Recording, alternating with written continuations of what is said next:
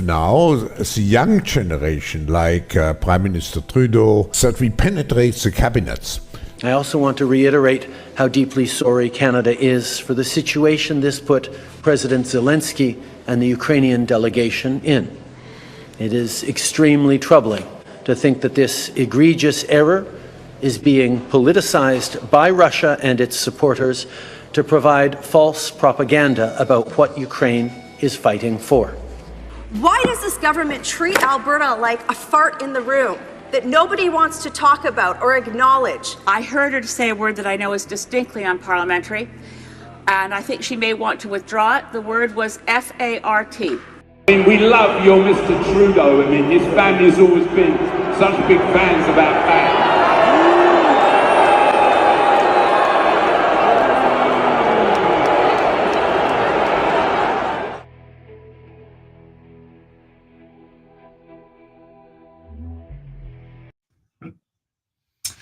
Hey everybody, welcome. Welcome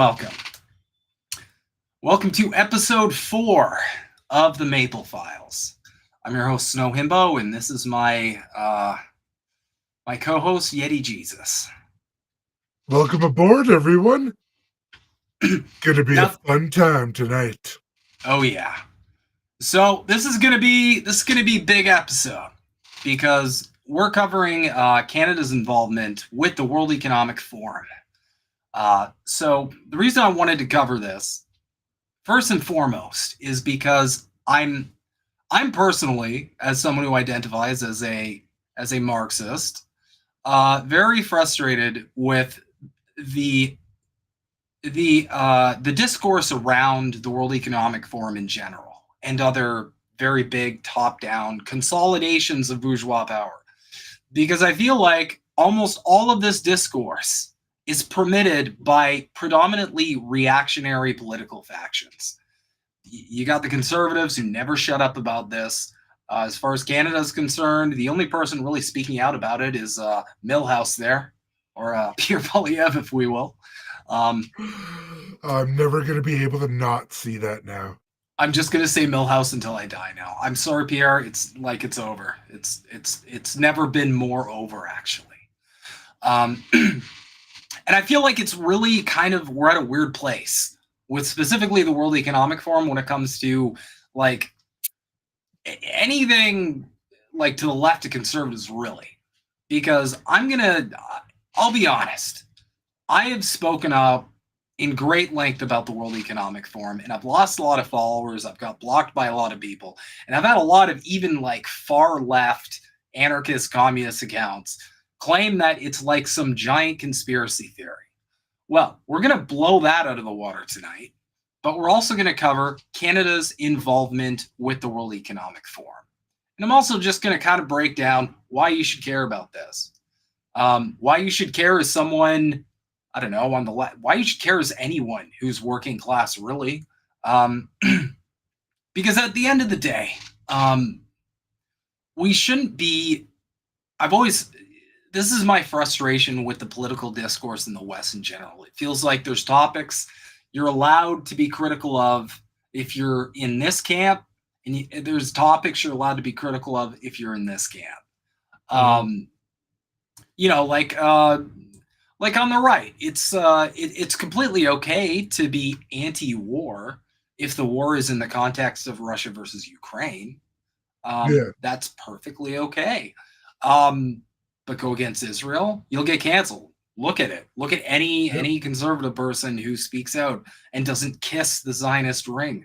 Well, it's funny that they're like, it's anti-Semitic. It's like there's plenty of Jewish people that are vehemently opposed to what Israel's doing.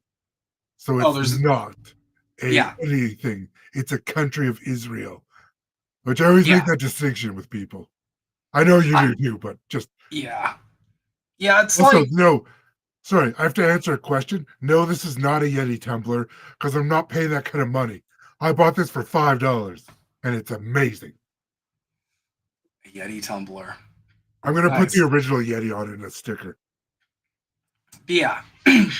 So kind of the point here is I want to open up more discussion about large consolidations of the capitalist power structure within the discourse. And I think we need to start talking more about the World Economic Forum and other, other organizations in general, because I feel like this is a blind spot. And, I kind of get why. We'll get into that a little further. But my personal theory, if you will, and this is just using analysis, the reason why these certain topics, whether it's the World Economic Forum or, calling out certain issues that otherwise would be verboten for certain factions to call out, I feel like the reason that conservatives are kind of given a free pass to speak out about a lot of this stuff is you're not just, you can't just talk about a problem, right? You got to talk about a solution. And with conservatives, they can complain about the World Economic Forum all day long, but they're not going to offer a solution to it. Their solution, if you will, is smaller government. Well, the World Economic Forum isn't just involved with governments. It's a coalition of, I'm not kidding, every corporation. It's a coalition of every billionaire. So if your solution is smaller government, club. It is literally the billionaire club. So if your solution is small government, that's you have no threat to power. And that's the thing. Conservatives will never have any threat to power. They're never going to threaten power, because in order to threaten power, you have to threaten capital. You can't defend it. And they only think in terms of money. Yep. And oh my God, the stuff with Elon Musk and all of, like, the billionaire worship. It's like, y'all, they're not going to actually get the picture here, because, to them, billionaires are people to look up to. Yeah, they believe they're brainwashing, and the left will believe they're brainwashing every time. And and that's the issue, is there's people stuck in the middle, and it's like, well, maybe we should kind of start to have some discussions on some things. But it's like, anytime anything gets talked about, in 2016 it started with the Nazi crap, seeing everything was a Nazi. All they were doing was shutting down any type of discourse. And then, of course, conservatives get offended because they're getting called out for acting like Nazis. And a lot of them would probably side with them if push came to shove, because they're so concentrated on race than more than anything. Mm-hmm. Like, I got people on my Facebook constantly like, what about, so much to the white race? And I'm like, no, we don't. We're all murder to the white race. Yeah, I mean, that's the thing, though. Like, this whole scam doesn't work without heaps and generations of propaganda to make, and I don't even think it's necessarily, I might get canceled for this, I don't care. I don't think it's even necessarily the fact that, the fact that the empire is white. I think they happen to be white, and so they have to create a narrative to preserve their dominance. That's kind of just how the chips fell. But regardless, and people eat it up because they don't want to think that they're backing evil, so they're just going to be like, okay, yeah, that seems reasonable that we did that, and they'll justify history no matter what, as long as it ends up with them looking good. Mm-hmm. But they'll talk about the propaganda in other countries, and it's like, well, you do realize it happens here too. So it's not the government, it's the corporations, which are the ones that are getting away with everything because of the government. They're the ones funding the government. They're also the ones serving the government. That'll be a good episode for the future. However, I digress. We're going to get started. I'm going to start with, just for anyone who's uninformed, a little, just kind of the TLDR on what this whole World Economic Forum thing's about. And I'm going just to their source. This is the beauty of discussing this topic, despite people claiming it's a conspiracy. You can just get the info right from them. They'll just give it to you. YouTube will not silence it. They'll just be like, here you go. Here's everything. That's Miss Yeti's favorite thing to point out. Like, there's a lot of really... Sorry? Miss Yeti's favorite thing to point out is, like, they wrote a book. It says it in the book. Yeah. Exactly. They literally did write. We'll get to that. They wrote multiple. They show their hand in all this, which will be an interesting topic for a little bit later. But let's. Really interesting big questions that I think we have to face in the world. Helping answer some of those big questions, providing a platform for others to answer those big questions. This is now an open space for a lot of our constituents to truly drive forward their own actions. I'm passionate about serving a group of alternative thinkers who have not only dreamt up great ideas about how the world can be more fair, more inclusive, more just, more sustainable, but are actually proving it's possible. Damen und Herren, herzlich willkommen hier in Davos. If you go back 50 years to the time when the forum was conceived, the whole idea was to make the multi-stakeholder concept come alive. The world has become so interdependent that entrepreneurs everywhere in the world depend each on another. If you look at the history of the forum, it's really been defining systems thinking. For example, the Gavi Vaccine Alliance. It took bringing all these great minds with resources together to say, what can we do about this? Today we're announcing that we'll spend over $10 billion over this next decade on vaccines. Trust really gives us our credibility. It's really the essential piece to ensuring that we can continue to do the work that we do. The forum managed to convince Mandela and de Klerk to try to reintegrate South Africa post-apartheid. It has been my great privilege to fight a struggle for freedom that the world adopted. An ability of the forum to have good convening power, to bring all relevant actors to the table, and to be able to do it in a way that can impact entire countries or entire domestic systems. Lassen Sie uns in diesem Geiste gemeinsam für eine gerechte und dauerhafte Friedensordnung für ganz Europa arbeiten. Our job is to get people around the table to construct and create conversations that aren't being had. Why wouldn't we have a conversation about how we can reorient trade rules? Because that would have quite a powerful impact on the level of emissions and use of planetary resources. We must learn to look at the planet, not as just a spacecraft on which we are passengers. We must see the planet as what it really is, a living being. What climate change has done, it's monumental around the world. People moving from where their families have lived for centuries because they can no longer afford to feed themselves. Putting people in faraway places and pretending that they don't exist, that is not ethical, it's not sustainable, and it's not conducive for human growth. There's a much more concentrated effort to make sure that we're bringing in the voices of the next generation of business leaders, societal leaders, government leaders. We need to not underestimate the power that this youth has. Private sector and businesses, industry overall has a huge role to play. It's not just the business itself, it's also related to the society, how we can create a better world in the future. We are working together with companies to think about AI and ethics, but also to recognize what human-centered design really means.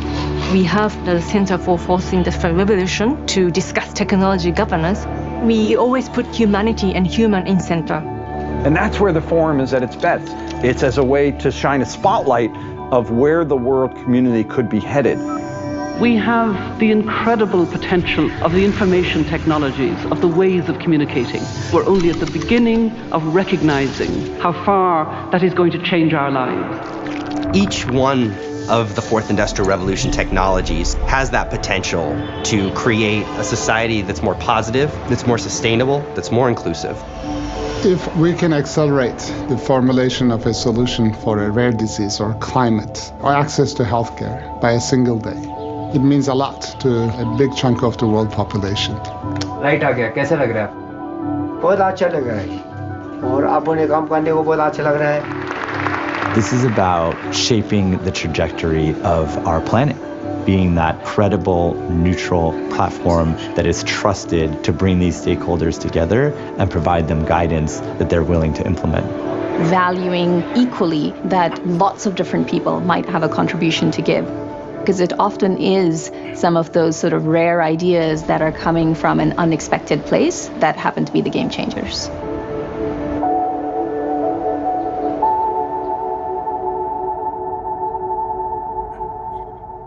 It always sounds so pretty when they talk about it. Which, I know. Which obviously is part of the plan, right? Like, that's not a mistake. Well, it sounds so pretty, but I'm not going to lie. There is like an undertone of, there's an undertone there where it gets, you're just like, something's a little weird. This is a little too much like every dystopian like movie I've seen. Kind of like malfeasance underneath or something like that. Yeah, a little bit. But get my thesaurus out. That's kind of their it's kind of TLDR of the World Economic Forum. They're we'll get into this later, but for the cliff notes, they are a giant coalition of corporations and many government officials who claim to be working together for the greater good. And if you're wondering, is there another word for governments and corporations working together? Boy, do I have news for you. Pick me! Teacher! Over here! Yeti, what's the word? Fascism. Correct. So it looks really pretty. And I'm not saying that's 100% definitively where they're going to go. But the most widely understood definition of the word fascism by Benito Mussolini himself, who I think Joe Rogan's descended from. I'm not sure. Not actually. They just look, they just look similar. That's the whole joke. I'm not making a wild claim. I don't think that even makes sense. The most widely understood definition of the word is corporations and governments working together. So everybody make up their own minds. We're just going to give you all the information and the material and have a bit of a discussion on it. But I digress. That's the meat and potatoes of what's going on there. And so from there, we have our creepy Dr. Evil sort of leader. Because, of course, they have a creepy Dr. Evil looking sort of leader. Klaus Schwab. And if this should raise some red flags, probably should. But for the record, Klaus Schwab was really good friends with this man by the name of, what's his name again? Henry Kissinger. The butcher of Uganda? Yep. I mean, he butchered a lot of places, so. He's second only to the Death Walrus, I believe. I like Anthony Bourdain's comment on him. Go to Cambodia and you'll never want to stop punching that guy. Yep. So they were good. They were good pals. Y'all can look that up. Just type in Klaus Schwab, Wikipedia, go look it up. I encourage everybody, everything we're talking about here, go look it up on your own. And if we're wrong about something, I tried to be as meticulous as possible with my research, but if we're wrong about something, leave a comment. Send me a DM on the shitty bird app that Elmo broke. Because here at the Maple Files, we're big on accountability. But I digress. Here's I don't know how else to introduce it. Like, here's the creepy ass leader of this creepy ass shit. Here he is, Klaus Schwab. He looks like every criminal mastermind in comic book history. I know. Like, oh, here's Lex Luthor. Really, guys? You're not gonna try and give him some hair, maybe? He looks like freaking Dr. Evil. Give this man a Sphinx cat. I'm pretty sure Dr. Evil was modeled after this man. I think they're like, okay, we need a Klaus Schwab type, but he can't look that much like a Galapagos turtle. We gotta tone down the Galapagos turtle likeness because Mitch McConnell already has that in the bag. So why don't we let's get Mike Myers. I don't really know how it started. Less hair. Yeah. So here he is, in his own words. His mouth looks At like this pivotal moment, I see several priorities for the global agenda. We must continue to fight against the global pandemic. We must revitalize the global economy and accelerate its transition to net zero. We must preserve biodiversity by deploying nature-based solutions, and we must narrow the gap between the rich and the poor to achieve more sustainable global development. Wow, that sounds pretty good, Klaus. Delivered in the most comic book, scary fashion possibly imaginable. You know what the weird thing about Klaus Schwab is? Nobody heard about anything he's ever done till the WEF. Then all of a sudden he's the leader of a World Economic Forum. Never heard of this guy ever. So Klaus Schwab, I believe he did found it. What I find weird is before around the pandemic, like you said, nobody knew who this guy was. They were kind of invested in Davos and maybe they heard of the World Economic Forum, but it wasn't public discourse. This just started as public discourse in a huge way. And all this stuff just started kind of disseminating into the public consciousness. That's what I find a little strange, if you will. But yeah. So a little bit of background context, just to discuss the World Economic Forum a little further. So there's a lot of different pieces to this sort of movement here, this organization. But the big thing they want to do is bring about what's called stakeholder capitalism. That's the big one. We'll go into that a little bit later because I do have the receipts on that. There is a book on it.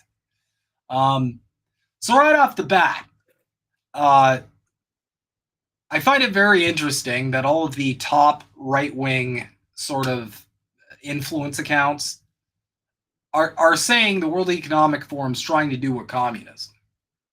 Because you can't do a communism and a capitalism. You can't really do both.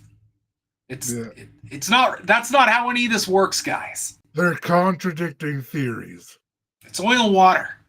But he's trying to do a different capitalism. And I saw a really funny meme. This was such I wish I could find it. But it's like throughout history, let's do this type of capitalism. Let's do this type of capitalism. And every time there's just like fire and people like dying and shit. And then at the end it's Klaus. Burning itself down. And then it's Klaus at the end doing, let's do stakeholder capitalism. And then people are like, surely it'll work this time. It's like I think my personal take is I think stakeholder capitalism is just another rebranding of just capitalism, trying to compromise with a system that naturally is incentivized to not compromise with everyday working class people. I think it's half rebranding, and I think maybe it's half a little more sinister than that, but we'll get into that right now, actually. I would assume it's going to be more sinister than that, just based on historical preference or precedence. Sorry. I mean, it could just be like, we're done with the neoliberalism thing. It's just fascism now. I'm sorry. Get in the cage. Yeah. Welcome. Well, welcome. This is your new prison. yes, we will brand you. You're a little work cow now. But I digress. Let's get into it. Yes, it is blindingly bright. Apologies.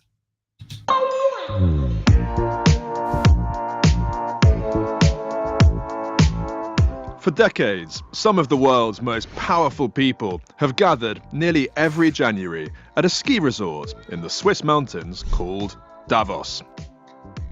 Through its annual week of meetings, the World Economic Forum offers ultra-rich corporate leaders a chance to set out their vision for the future of business. For many of them, if that doesn't just say it right there, guys, I don't know what to say.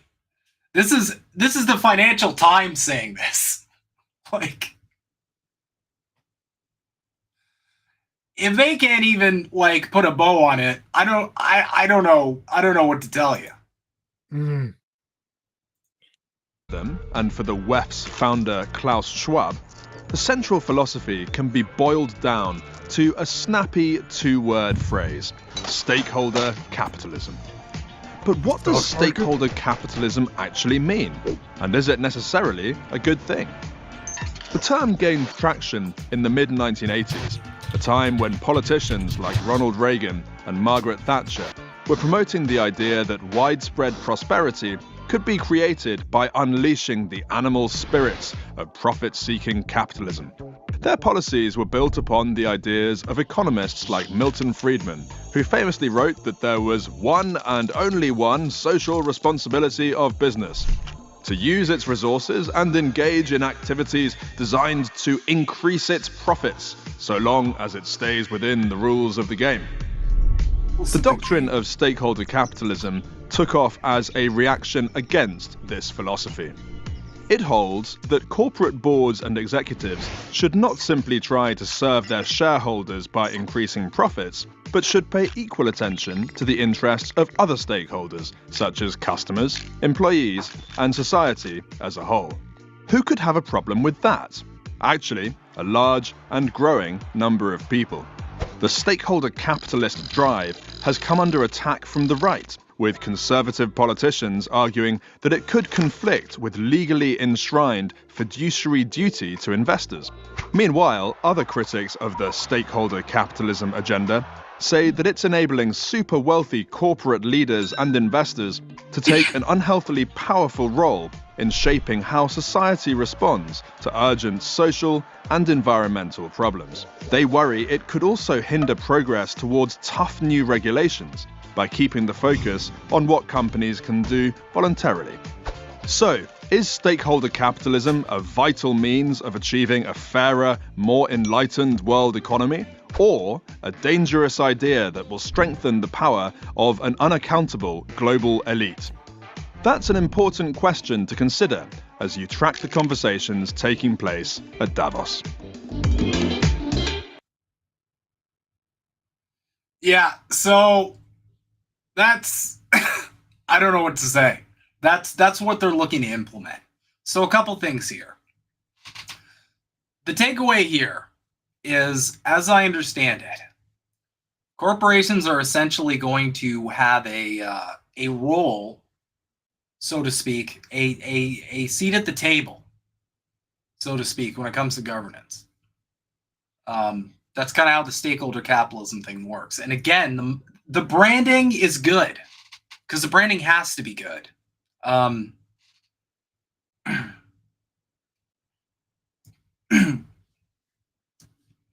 Because if the branding's not good, people are gonna connect the dots real quick.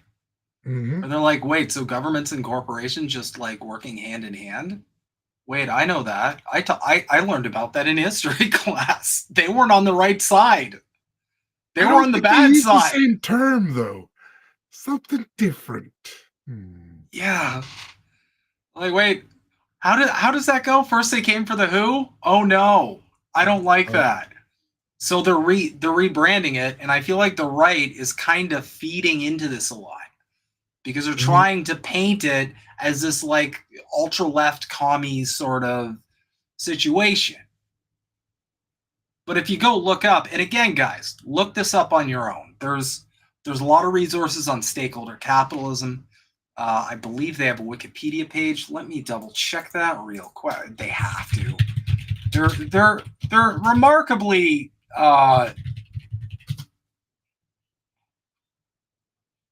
what is stakeholder capitalism from Investopedia? Oh, this is I think Investopedia seems to have a pretty positive perspective on stakeholder capitalism. I'm shocked. Can't believe that would happen.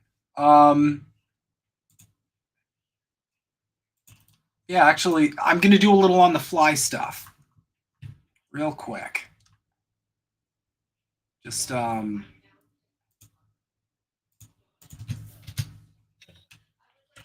the World Economic Forum has a breakdown of it too. So like you said, Yeti, a lot of this stuff is only popping out in the last little while. So, stakeholder capitalism is a form of capitalism in which companies seek long-term value creation by taking into account the needs of all their stakeholders in society at large. And if you're asking yourself, but Himbo, how can they do that when the nature of capitalism is contradictory to that? Great question, one I can't answer. These days, a lot of political and business leaders debate whether stakeholder capitalism would provide us with a better way to organize the economy. What exactly is stakeholder capitalism, and where does it originate? In this blog, adapted from our book, Stakeholder Capitalism, A Global Economy That Works for Progress, People, and Planet, we like to tackle this question and provide the reader with a clear answer. Of course, it's like obnoxiously big. Look at this shit. It's half the page, guys. Did Klaus himself like boomer this?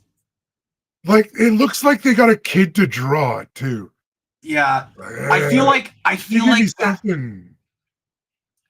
like that's intentional though.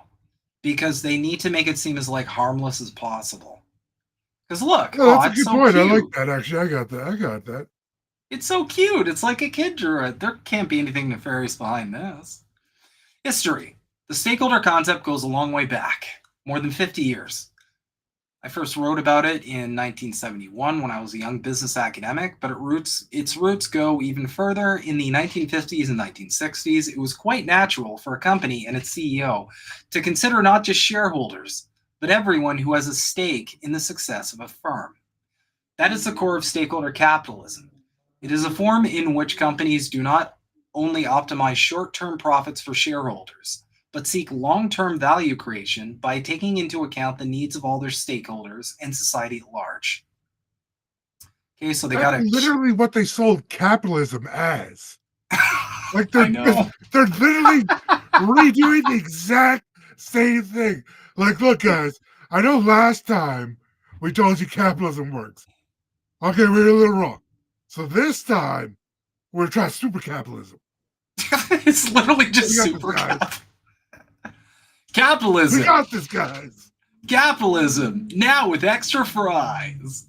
So you got businesses in the middle.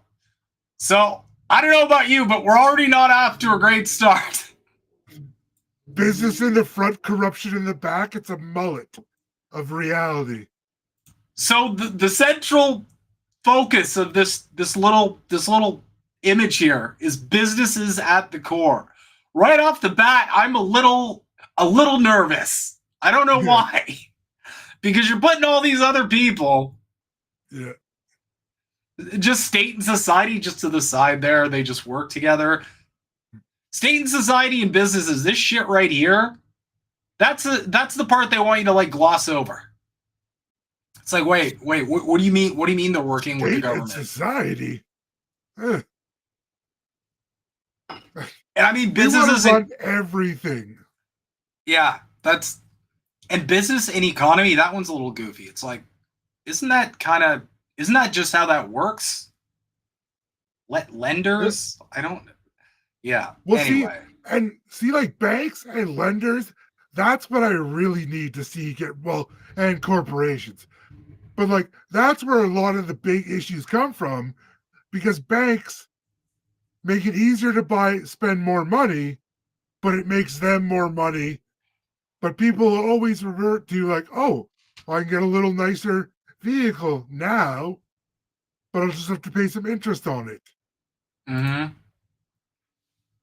just noticed we can make this a little bigger. I'm not going to Newfoundland. I'm going to Nova Scotia. I'm going to Cape Breton, and we might be leaving in a few weeks. So, okay, sorry, I just wanted to answer the question. What the fuck is this? What is this supposed to side of some shite? What is this supposed to mean? Look, guys, you know what it looks like? Have you ever seen those couples toilets they made a joke about where you can sit each other like facing each other while you're pooping? That's what they've done. You can poop while you on the people and the planet simultaneously. All right, so I'm not gonna kill everybody with reading this whole thing, but this I'm looking at looks to be a little important. Now again, I just pulled this up off the fly. The key stakeholders and their objectives: profits, purpose, prosperity, and peace. Ooh, alliteration. Yeah, this is already weird because I feel like you're trying to sell me too fucking hard here. To ensure that both people and the planet prosper, 4 key stakeholders play a crucial role. They are governments of countries, states, and local communities, civil society, from unions to NGOs, from schools and universities to action groups, companies constituting the private sector, whether freelancers or large multinational companies. Great. They're going to even keep contract workers. They're even keeping the gig economy. Oh, great. That great economy where nobody has any power because all the workers are just cattle. Yeah. And the international community, consisting of international organizations such as the UN, as well as regional organizations such as the European Union or ASEAN. Oh, and to counter a small point that I've seen right-wingers kind of run with here. They're like, oh, well, Xi Jinping has spoken at the World Economic Forum. There must be some sinister stuff behind that. Guys, I need to explain to y'all how China works, because we don't know better because we live in the West. In the West, our governments predominantly answer to business. They answer to the billionaire class. In China, the billionaire class has to answer to the state.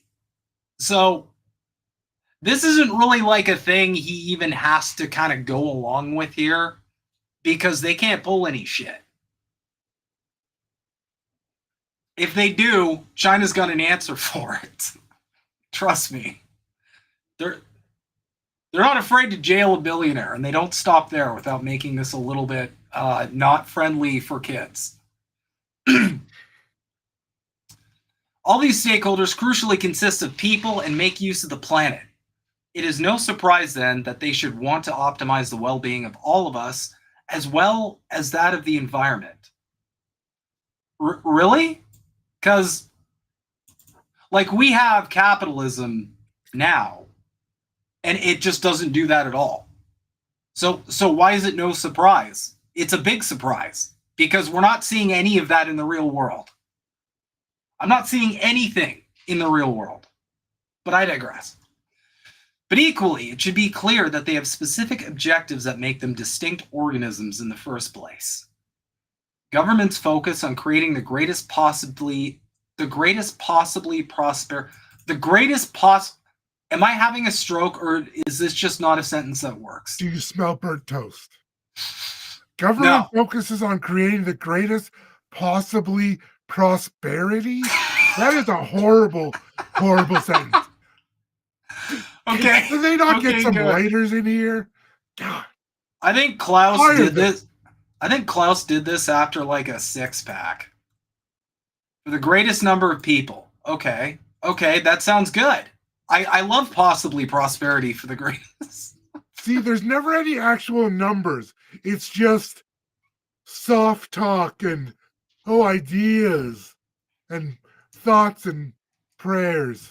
It's like the underpants gnomes. You know that meme where it's like step 1, steal underpants, step 2, question mark, step 3, profit? That's what all of these are. Because they don't like they never give any like They never give you any juice. They just give you a little bit of like, we're going to do good things. Anyway, sign here. Okay. Civil society exists to advance the interests of its constituents and to give a meaning or purpose to its members. Okay. Companies aim to generate an economic surplus measurable in profits in the short run and long-term value creation in the long run. Capitalism. Yeah. So are people going to read this and be like, that's so different from what we have right now? Yeah, like anybody reading this is going to be like, cannot think anything, be like, isn't that how the system already works? Like, that's what we were told it does. And the overarching goal for the international community is to preserve peace. Okay, well, you know, you guys have been around for a while and kind of a hard sell in the midst of a genocide and two near hot wars, but I digress. Do they have weapon manufacturers guys showed up to this? Do you know? We'll get into that. Interesting to see. No, we'll get into it. Because here's the thing, guys. You can go on their website, and we'll get into that later, but you can look up all the people, all the swamp monsters in bed with these. Oh my god, I'm gonna jump out a window. They got another what? Ooh, people and the planet now. It leads to the stakeholder model, as we know today, valid anywhere in the world. When the well-being of people and planet are at the center of business, the four remaining key groups of stakeholders contribute to their betterment. Oh, just like that? It just happens? Crazy. This is nuts. Correct me if I'm wrong, but hasn't the most profit been made off destroying the environment for the most part? Yeah, it's going to be interesting. Seems like a pretty outright lie, guys. As all of these groups and their goals are interconnected, one cannot succeed if the others fail.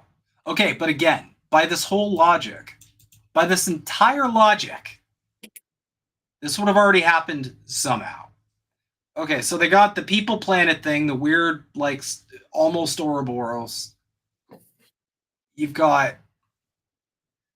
It's like the infinity sign? And then you got, like... I swear to God, the point of all of this is to confuse you so much that your brain doesn't automatically go to the scary place that, like, some of this rhetoric is making your brain go to. The model is simple, but it immediately reveals why shareholder primacy and state capitalism lead to suboptimal outcomes. They focus on the more granular and exclusive objectives of profits or prosperity in a particular company or country, rather than the well-being of all people and the planet as a whole. Okay, all right. So we're looking at less towards like multiple governments and more of a possibly one world sort of situation, if you will. I've heard that before somewhere. I just By contrast, in the stakeholder model, neither of the more granular objectives is set aside, but the interconnectivity and the overarching well-being of people and the planet are central, ensuring a more harmonious outcome over time. Okay, so my first question is, if all of these things should be just no duh, they should be happening, why aren't they happening right now under capitalism? Secondly, and this is the biggest one, okay? If you've read any kind of theory, what up, Gold Monarch? Gonna shout out people real quick. What up, Nihilo? Nick, what up, buddy? Thank you guys for tuning in. Hey, Max. It's a pleasure to have you. Old Man Barker, always great to have you here. Hey, CBC voter, what's up? So, and for those of y'all who do not know terms for ADHD, what I just fucking did there is called squirreling. It's when you're in the middle of a sentence and you get distracted. I will do it again. If you guys haven't noticed, I do it a lot. So, my point is, my big question, there are internal contradictions within the capitalist system. If you're going to lead leave the whole like, oh, businesses can do some profits as a treat. What is going, what stop gaps, what preventative measures are you going to have in place to prevent them from going against all of the other shit you're talking about, which they're doing right now, in order to achieve those profits? Because they need to get the profits, and giving consideration to those other aspects of what you're presenting here, guys, that hurts their profits. So what are your mechanisms for remedying that? They don't mention that at all, though. So that's stakeholder capitalism. Yeah. So that's kind of stakeholder capitalism in a nutshell. This is just my personal opinion, because we don't really know a ton about it, because again, a ton of the communication is almost purposefully obtuse. But my personal opinion is this seems like just fascism with a really pretty bow on top. That's all I'm seeing here. I've studied stakeholder capitalism pretty much as I can see, and that's the only conclusion I can come to. If you guys disagree, if anybody has a different take, please let me know, but I can't arrive at any other conclusion than it's like, we want to make it really, really pretty and nice and like altruistic, and oh my God, you're such a good person for supporting this, for essentially just letting the corporations and state completely work harmoniously together.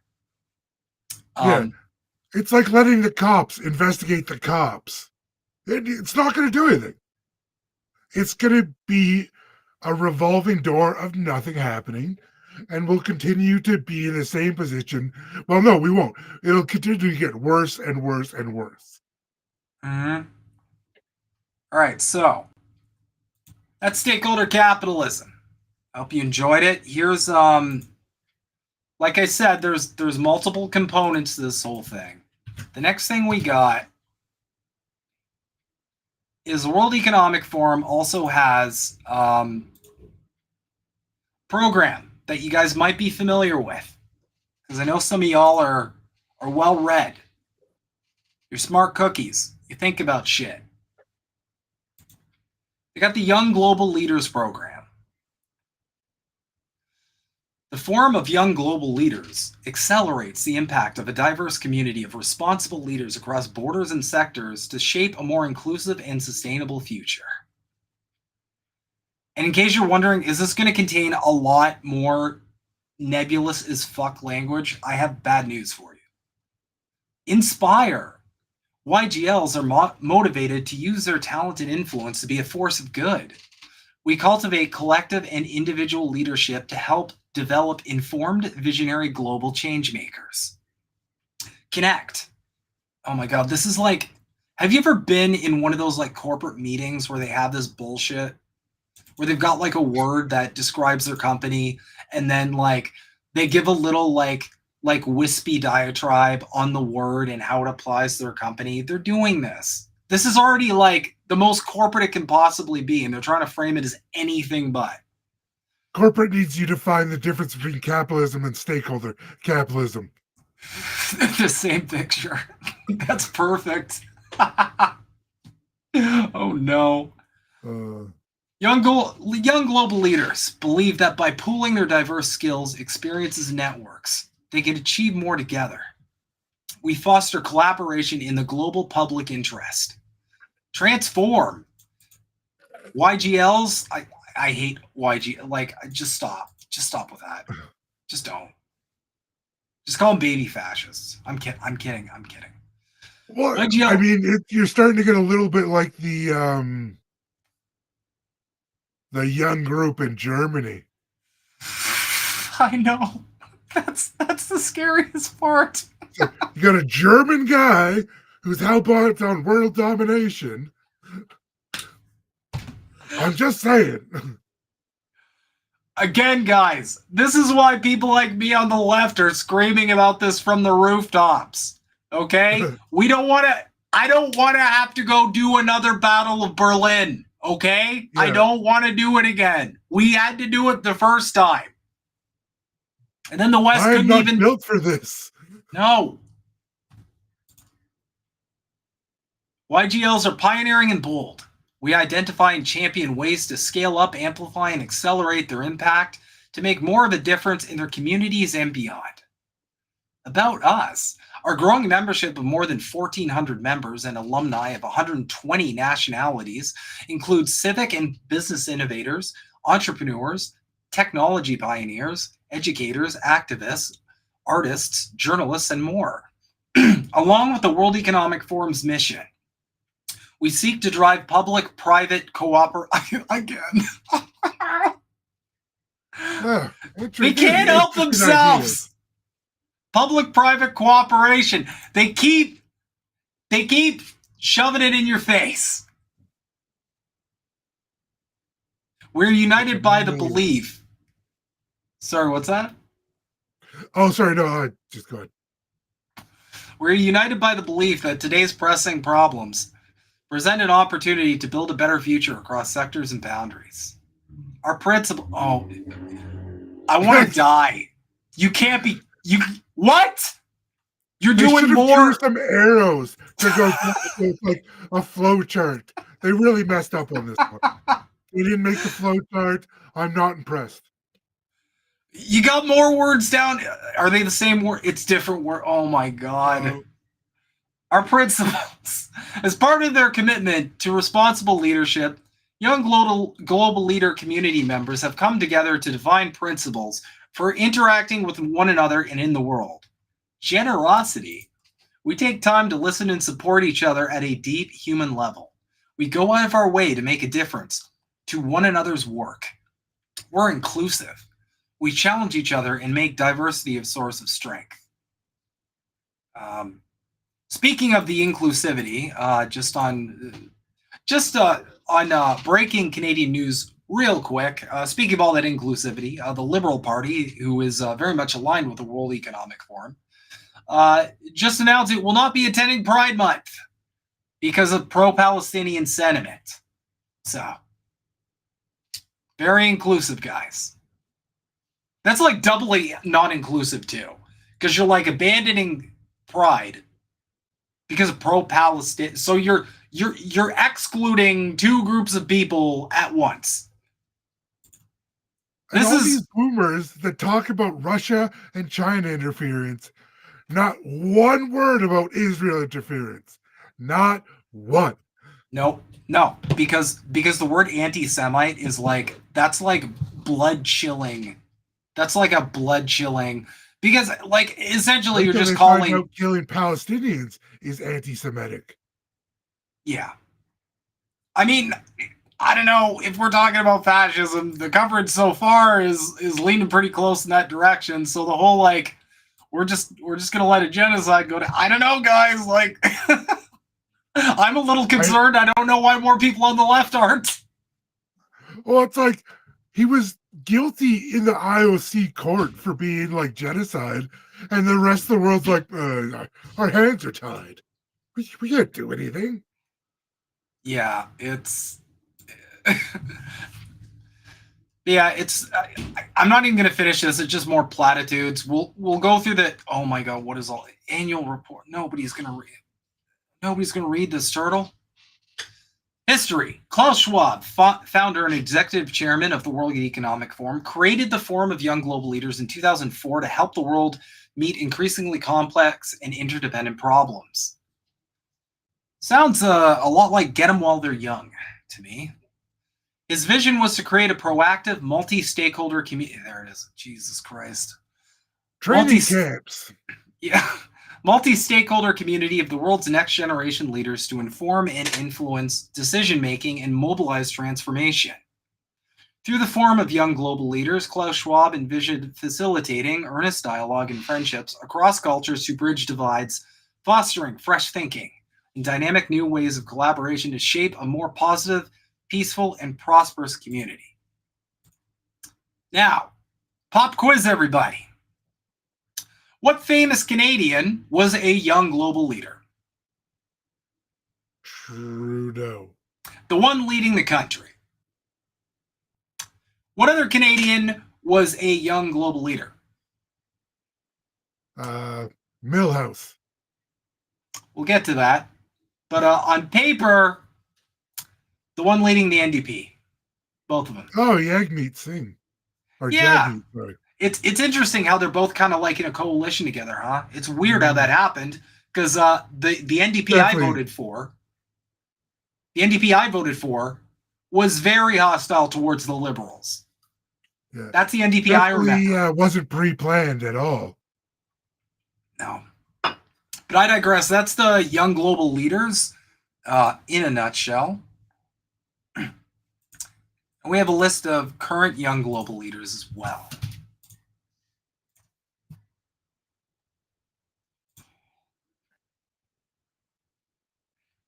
And as you can see, this is pretty wide spanning. Oh, chief executive officer of TikTok.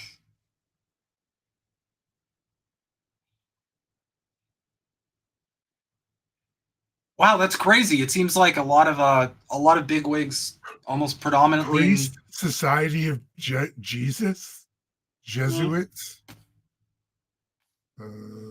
That's a lot of CEOs. Wow. Chief executive officer, which are just a bunch of people that don't do anything at all.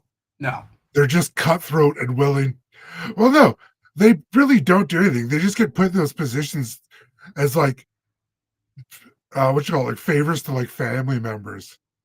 Because a lot of those families, especially in the States, started to like intermarry, like the Comos and the Kennedys. The Clintons and someone else have also married. Oh my God, look at all this. It's like I'm seeing. Hold on. Let's just search this. Sally Shin, Cooper Ravine, Commissioner Oceans Fisheries European. Look at my find here. Oh, you guys can't see it. Okay, so I control F Chief Executive Officer, and there's 99 results. Holy. So, yeah. So that's the young global leaders. So there's International Monetary Fund. Yeah. So yeah, that's the young global leaders. Sounds a lot like them getting in early, so to speak. But as you can see, there's an alarmingly high amount of corporate slime on that list. So not one actual worker that's ever done anything in their life. Well, no, not the dirty proles, because this whole thing is just made, in my opinion. In lieu of prison, we should take all the billionaires and just put them on an island and see how well they do. Oh, they'll eat each other. Or, you know what? They would try to exploit one another. It would turn into like a war. Because they'd try to like proletarianize the other billionaires, and they would like push back, and they would try to proletarianize them. They'd all instantly burst into flames because they have no surplus value of labor to feed off of. Epstein Island. Perfect. I was like, we need to find an island we're not going to actually affect anyone else. You know what, guys? Australia again. That's bad. You know what? God bless them. They actually beat us to it. They already have their own island. Epstein Island, and is there another one with the big owl? They got that too. They got two islands. Is Bohemian Grove on an island? I gotta look this up. No, it's down in California in the Redwoods. The Redwoods, gotcha. I always thought it was on an island. Big ass trees. There's. I'll have to think about that one again. Yeah, there is some more islands with people and stuff. I digress.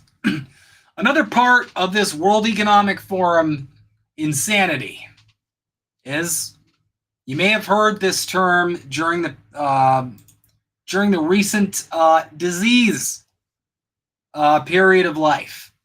I'm going to try and really not get us a label here. It's hard of seeing those, especially when they make no sense. The Great Reset. That's one too. That's one y'all may have been a little bit more familiar with here. They've got, this was in 2020. Push to reset the world. So the Great Reset is an agenda. Oh my God, look at this. Hear Klaus Schwab on these podcast episodes, The Great Reset launch and his book. Yes, he wrote a book. We'll get into it in a bit. But basically, the takeaway here is a desire to take the crisis that was COVID and pivot from it into creating a better world. We can emerge from this crisis a better world if we act quickly and jointly, writes Schwab.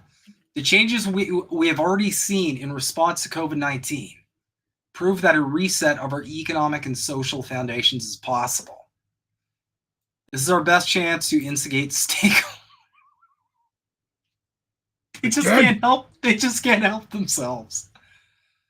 They're like, listen, everything is going back to the new capitalism that's going to work better than the old capitalism. Don't look into it, and definitely don't look up any words that start with F. But communism never works.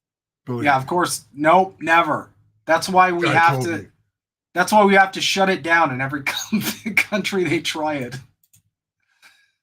COVID lockdowns may be gradually easing, but anxiety about the world's social and economic prospects is only intensifying.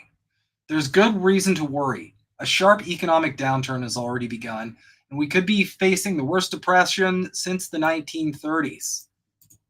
What happened after the 1930s? Something in the 1940s, I forgot. Anyway, it doesn't matter. But while this outcome is likely, it is not unavoidable. To achieve a better outcome, the world must act jointly and swiftly to revamp all aspects of our societies and economies, from educational to social contracts and working conditions. Every country, from the United States to the other country that would execute most of the billionaires we're friends with, sorry, China, must participate. And every industry from oil and gas to tech must be transformed. In short, we need a great reset of capitalism. Again, like, I think they're just starting to understand that people are starting to realize the shit isn't working. And they're like, okay, but we can't give it up. So we got to, like, rework it into something else. They're rebranding. Yeah, it's like it feels. I'm not going to lie, it just feels like rebranding. That's all it seems like. That's exactly what they're doing. They know what they're doing. They're just trying to think of a way to get out of it. They're like, oh, we got to think of another system before we screwed. We're already screwed. There are many reasons to pursue a great reset, but the most urgent is COVID-19. Having already led to hundreds of thousands of deaths, which probably would have been a lot lower if some of the information was a little better, or if we handled it less disastrously. But I digress again. This will have serious long-term consequences for economic growth, public debt, employment, and human well-being. According to the Financial Times, global government debt has already reached its highest level in peacetime. Moreover, unemployment is skyrocketing in many countries. In the US, for example, 1 in 4 workers have filed for unemployment since mid-March, with new weekly claims far above historic highs. Wow. Why would anybody be filing for unemployment in 2020? I don't get it. Can you explain? Could anything have been happening that might have caused them to lose their job? Oh, right. No. Right. They just lost their job because their job was done because they couldn't do it anymore. Got it. The International Monetary Fund expects the world economy to shrink by 3% this year, a downgrade of 6.3 percentage points in just 4 months. All of this will exacerbate the climate and social crises that were already underway. Some countries have already used the COVID-19 crisis as an excuse to weaken environmental protections and enforcement. And frustration over social ills like rising inequality. U.S. billionaires' combined wealth has increased during the crisis or intensifying. Yeah, sorry, this is absolutely rebranding. They're like, we guys, we gotta address this somehow. We gotta relabel here, or we're cooked. We're screwed. Let's see here. Left unaddressed. These crises, together with COVID-19, will deepen and leave the world even less sustainable, less equal, and more fragile. Incremental measures and ad hoc fixes will not suffice to prevent this scenario. We must build entirely new foundations for our economic and social systems. The level of cooperation and ambition this implies is unprecedented, but it is not some impossible dream. Oh my God. Oh no. They made a mega chart. Ooh. Future of mobility, justice and law, civil rights, human rights, gender parity. They can't even figure out what gender is, though. How do we know what gender parity is? Like not to be like disrespectful, like trans community or any of that, but it's like, oh, hey, what's up? Yeah, how do they know gender parity if they can't figure out what gender is anymore? Well, the problem is nobody agrees on it. You got one side that's saying, it's like, it's absolutely this. And you got another side that's saying it's absolutely that. Neither of them are willing to move an inch on their positions.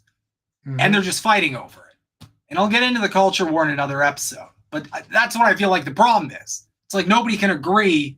Nobody can agree on this at all. I digress. I'm not going to force you guys to read all of this, but I think the point's made here. So like we covered in stakeholder capitalism, the Great Reset, I feel like that's essentially just like a push to implement this stakeholder capitalism. I feel like that's all it is. I feel like it's like, oh, we had the pandemic, never let a good crisis go to waste. Whoops, please delete that, secretary. We don't want to give that much away. And it's just an excuse to usher in this new way more friendly, less evil version of capitalism, where the government and corporations work seamlessly together. So it's like, I don't know. It's also, it might be simultaneously like a rebranding and just kind of pulling the mask off and just going full fash completely. I mean, in a lot of, let's discuss this for a sec. In a lot of ways, corporations and government are already working together, but they need a lot of, there's a lot of smoke and mirrors. There's a lot of illusions of choice. There's a lot of, purposeful obfuscation, if you will. With stakeholder capitalism, they're just working together. They're pals. They're buds. So they don't really need, they can just cut, they can just cut they can kill the middleman, so to speak. So that in a nutshell is the Great Reset. And I just wanted you guys, because I know this might be putting people's backs up a little bit. Okay, because it's a touchy subject. And to those people who have been told this is a conspiracy theory, that what we're talking about is some kind of like right-wing blah blah blah. Okay? This is Amazon. This is from Klaus Schwab. These are the books you can purchase right now if you'd like to learn more. There's COVID-19, the Great Reset. There's the Fourth Industrial Revolution. There's stakeholder capitalism. Yeah. And shaping the future of the Fourth Industrial Revolution. For those who want to know a little bit more, the Fourth Industrial Revolution is essentially just it's kind of, what do we do when technology, which should be to the benefit of the whole society.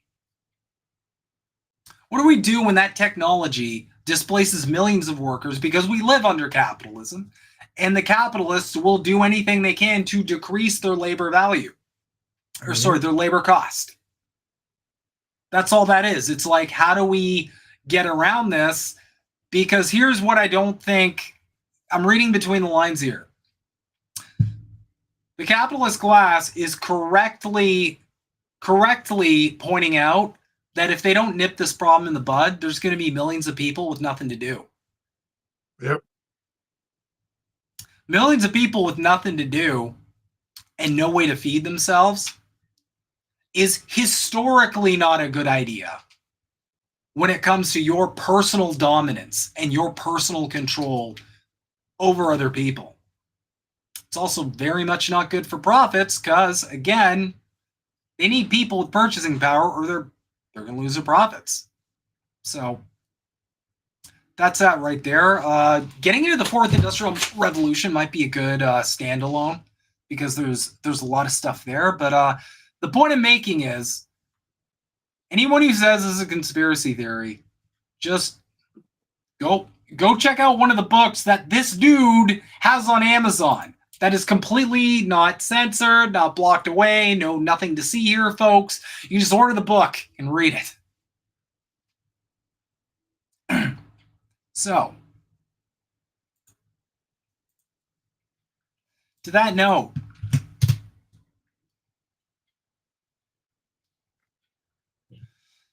in case, again, you think this is a conspiracy theory, go to weforum.org/partners, and you can actually search their partners. So, Amazon. What's another one? Yeti, give me a company. Google. Oh my God. No Microsoft. way. Microsoft and Microtech Medical. What about Boeing?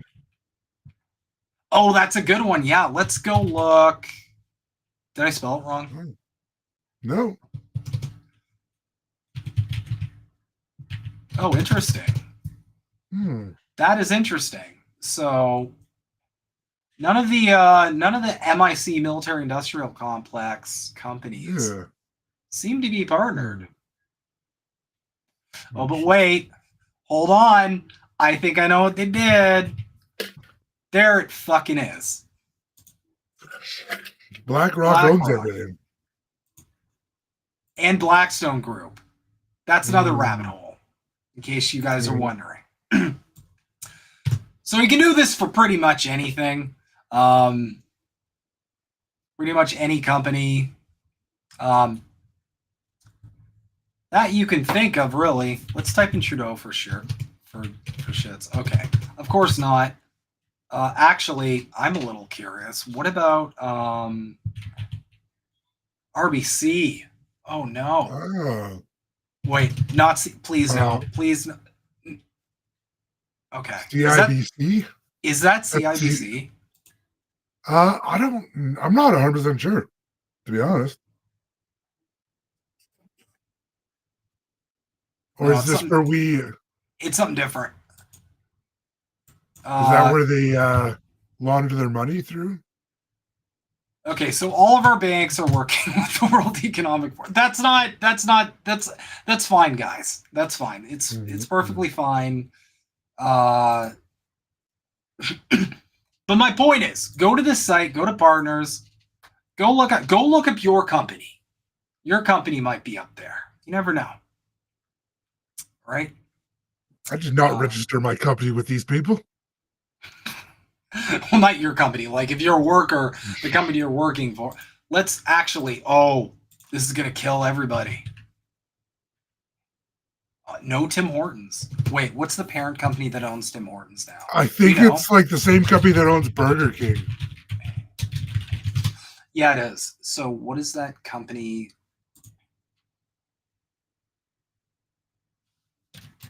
Let's look this up.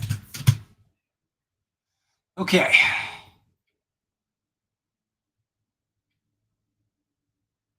Parent, Wendy's, Restaurant Brands International. I remember that. Yeah, Burger King. So it's Restaurant Brands International.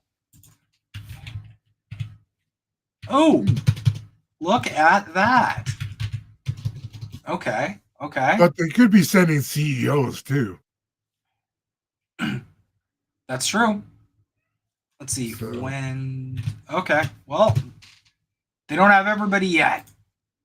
But still, that's an interesting deep dive, to be sure. Check McDonald's. That's a good one, actually. McDermott. Damn that McDermott. Oh, Yum Brands. I'm just curious, like, how many gaming companies are involved? Oh my God, is try Blizzard? PepsiCo. PepsiCo. There you go. Yep. Knew that'd be there. Ew. I do PepsiCo and like Coca-Cola own like 90% of what's in grocery stores. There you go. The Coca-Cola company.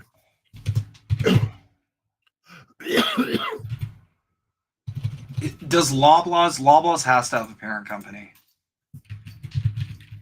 I'm not sure. I thought Loblaws was the parent company, actually. Cause President's Choice. Interesting. Okay. All right. Well, they're only really big in Canada, though. So that's true, and they've already kind of wormed their way into our government. So got a game set match there, right? Okay. So everybody here might be asking themselves, where does Canada come into this? Well, I'm going to introduce you guys to where we got part of our... Oh my God, the cats are trying to break in.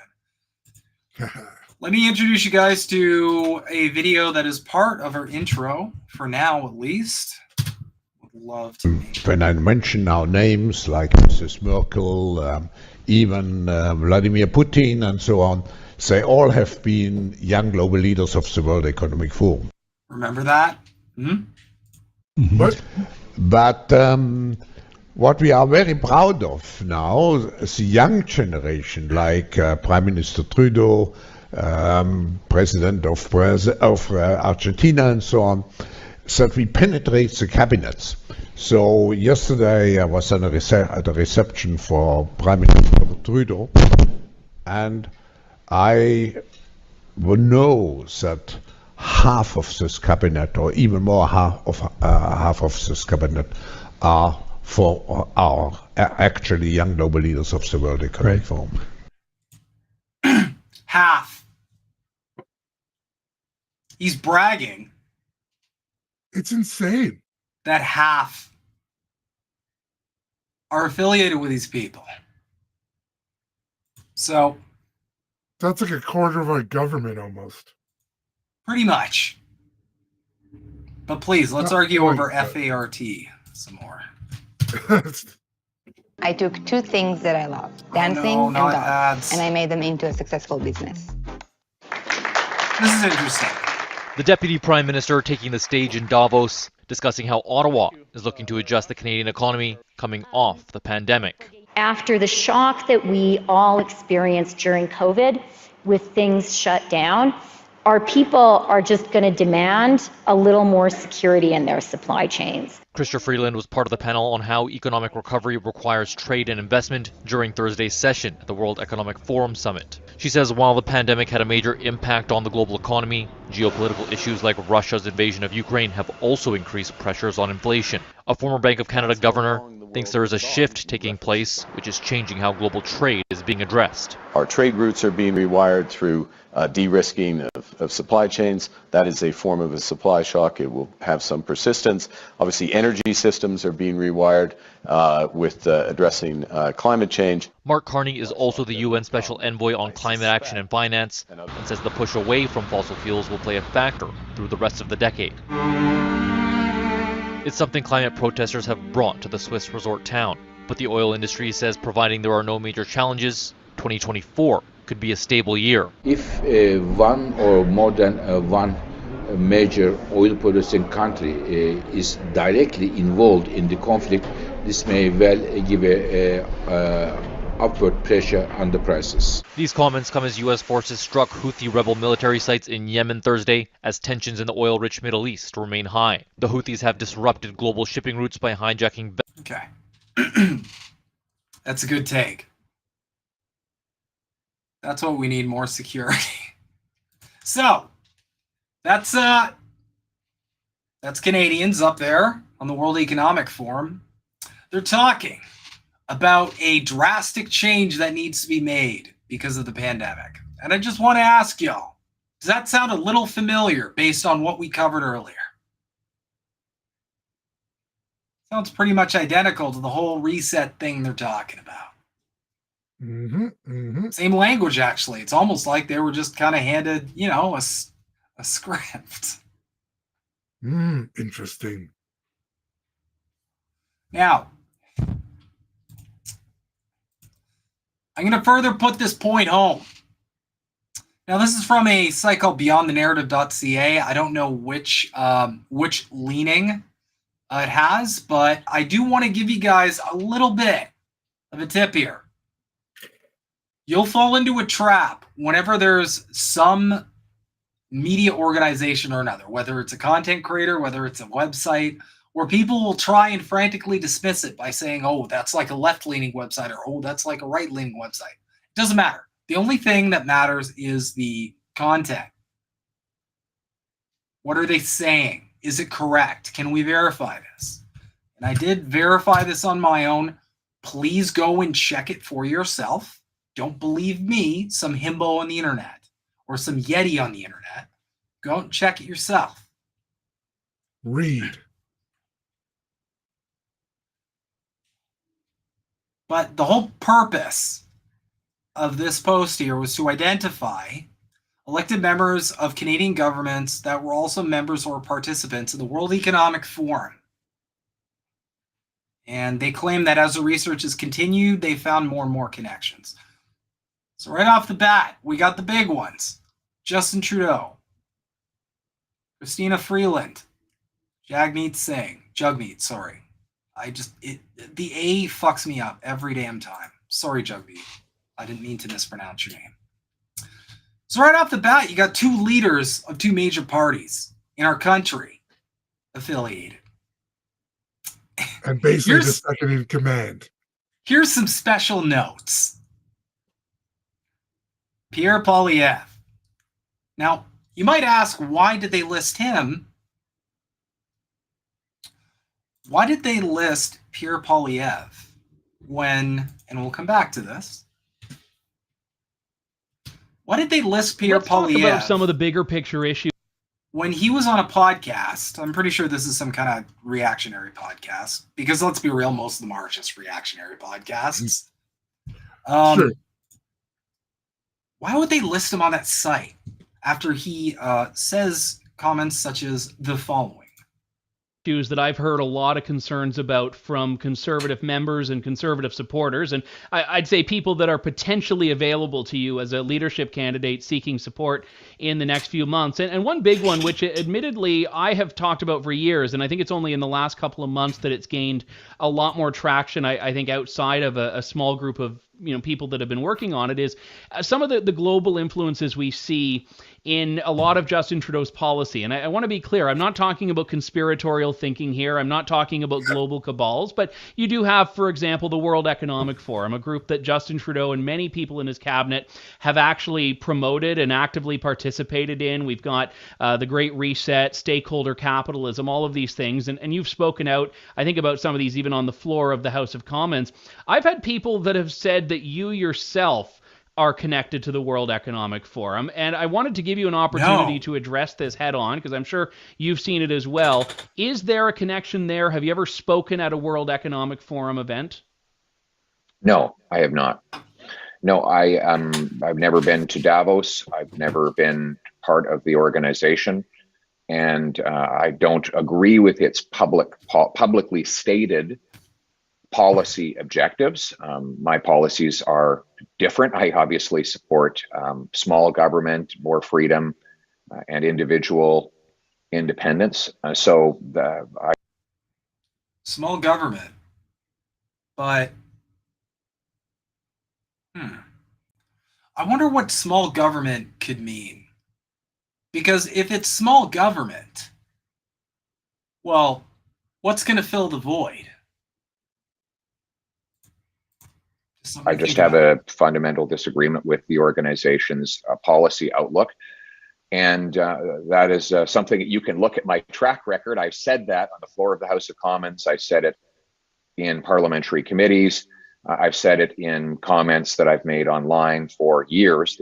So anybody who wants to know my position on that subject can simply check it out and look up what I've actually said, because I've been deadly consistent on that issue. All right. Okay, Millhouse. Let's check out your track record. Let's check it out. Let's go.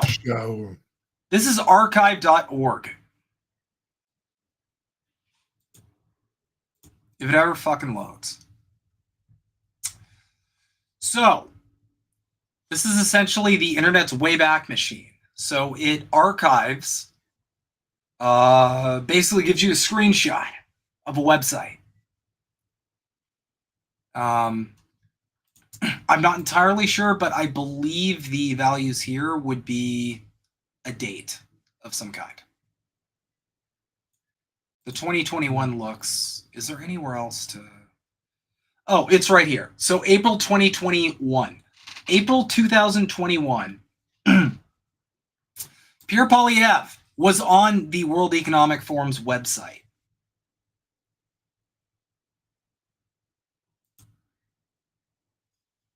Oh. We switch to the following year and suddenly the page is gone. Interesting. Now, this is obviously not enough to go off. I'll be the first one to say this is not enough to go off to draw a definitive conclusion. But I find it a little weird that he'd be on the website. Really a little interesting, as the guy who's claiming to be the fierce opposition to the dictator Trudeau and all that.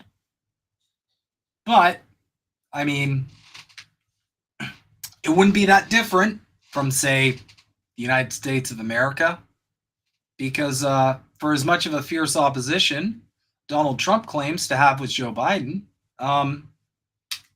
ask yourself, what is the difference between Joe Biden and Donald Trump's position on, I don't know, say, Israel? You can't talk about Israel. I just did. Oh, we're in trouble. We are in trouble. We are now going to die. Right. And that's the thing, guys. I'm not saying Pierre's 100% controlled opposition. I'm just saying keep this in mind. Okay? The guy talking about the World Economic Forum suddenly having his profile scrubbed at a very curious time, mind you. Very curious time, because actually, let's go back to that video real quick. At Chewy, keep their bowls full. 2 years ago, March 15th, 2022. It was about a year after his ass was on the website. Just saying. I'm just saying. And then Maxime Bernier, the colorful individual that we covered in Canadian Politics 101. If you haven't checked that out and you're curious about Canadian politics and different political Canadian factions, please check that out. Maxime is essentially, he's part of the memes party. I'm just going to call it the memes party. The 4chan party. That's another one to do it. So there's no evidence of membership, but he did attend an annual meeting in January 2008, which is interesting. Yeah, especially so long ago.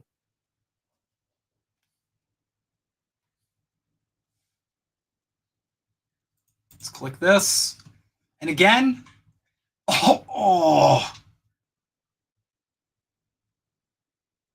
it's the Government of Canada website. Oh, that's an L.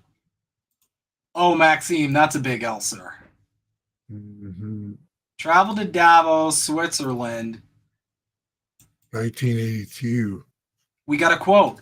The World Economic Forum brings together world economic and political leaders to hold informal and constructive discussions on global issues, such as social development and economics, said Minister Bernier.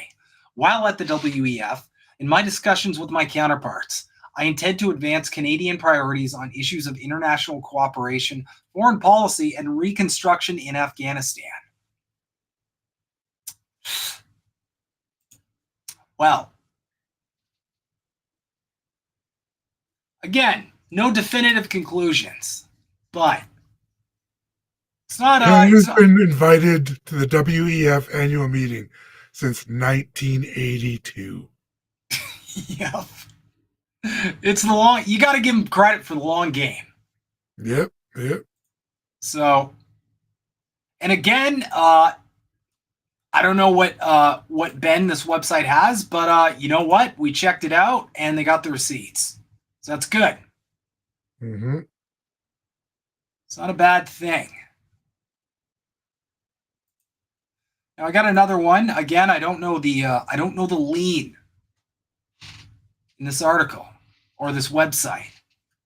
I just look at the site and go check it. That's what you should do. Don't worry about the noise of like, is this website like biased? Is it not? Just check the information being provided. If you can't find a confirmation of the information, then you don't have to put it into a category. It's just not a reliable website.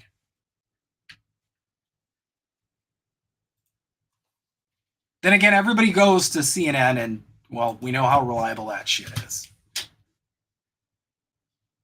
So this is the Niagara Independent. Now off the bat, it seems like it's got a bit of a goofy conservative thing because it's got all this weird, like, I don't know, the conservative sites are very boomer curious, I feel.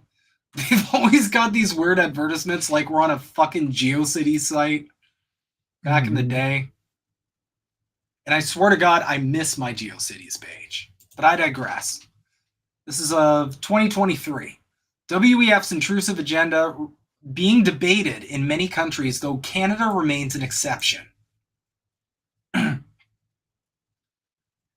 Although it's not openly explained to Canadians, the Trudeau government is diligently introducing policies and programs authored by the World Economic Forum, the WEF.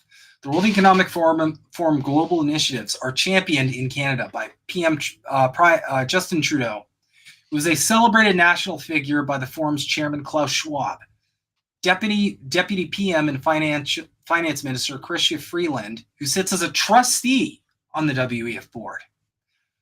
A number of other prominent liberals like Mark Carney and Catherine McKenna, who play active roles in furthering WEF objectives in this country and around the world. Curious they didn't mention Jugmeat. Mm-hmm. For WEF proponents, this was another rough week as news broke that the Dutch government had collapsed. I don't remember it collapsing per se. Mark Rutte has held office since 2010 and is one of the senior-most statesmen in the European Union, EU. And the Canadian connection, Rutte is also recognized along beside Justin Trudeau as one of the twin golden pinup boys for Klaus Schwab in the WEF's globalist agenda, according to Australian Sky News Network. Now, I do think Sky News is more like a right-winger conspiracy sort of whatever, but again, they lean pretty heavily conservative for sure. Yeah. But the point they're making is they're complaining essentially that Canadian media is deliberately not covering stories related to anything that would go against the agenda. Like, for example, the strikes, the farmer protests, which, I mean, admittedly, I haven't really seen a lot of Canadian media sources cover that. But we can check that out because we're going to fact check. They did have some pretty big protests in Denmark. Yeah. The farmers who were driving down the roads and stuff. Great.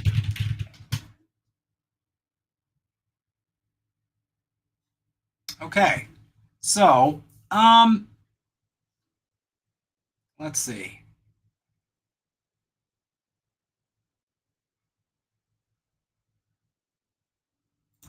Dutch farmer protest. Nope. Nope. Interesting. All right, so maybe not CBC. Give me another one. Global. Gotcha.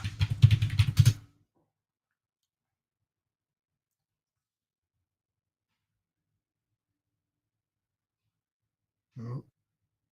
Is that Global News? Oh, that's the UK. gbnews.uk. The Hill. Sky News. That's crazy. I'm not gonna lie. The narrative that site is running.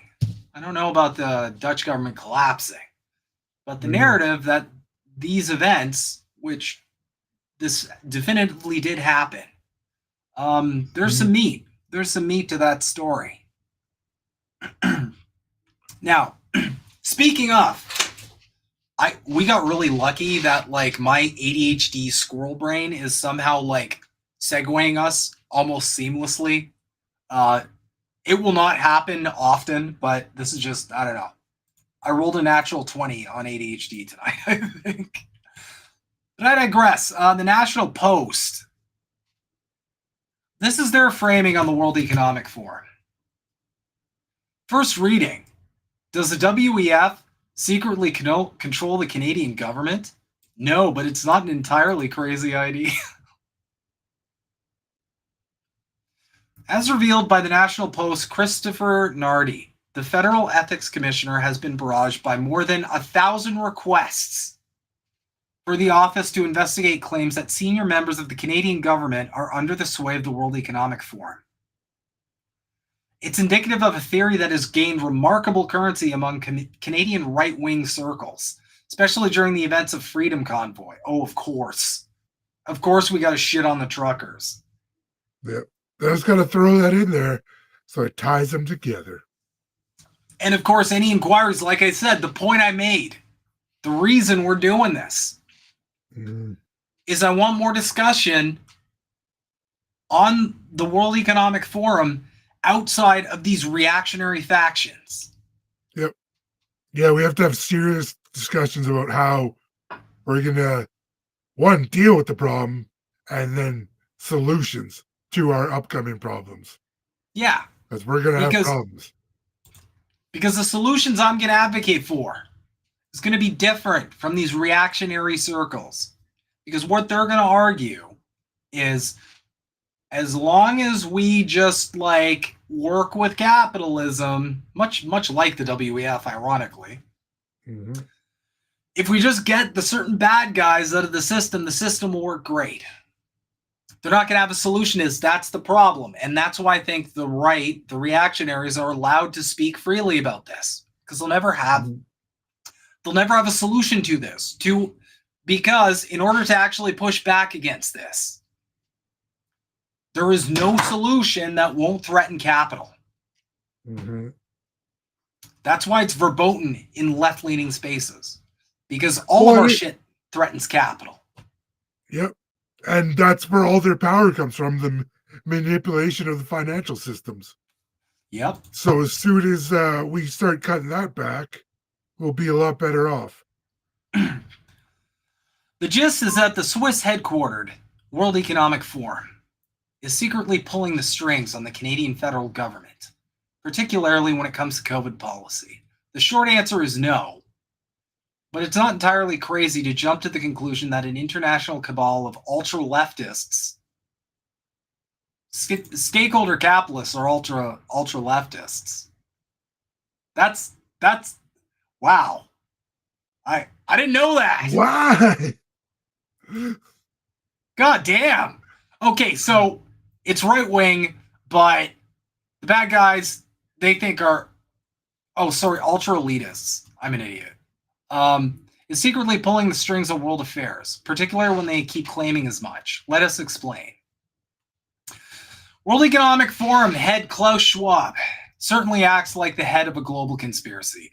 Schwab has a thick German accent, eerily straight posture, and a penchant to consistently claim that he deserves the Nobel Prize and has infiltrated governments around the world. Well, it's not that he's claiming that. It's that there's receipts that we provided in this string.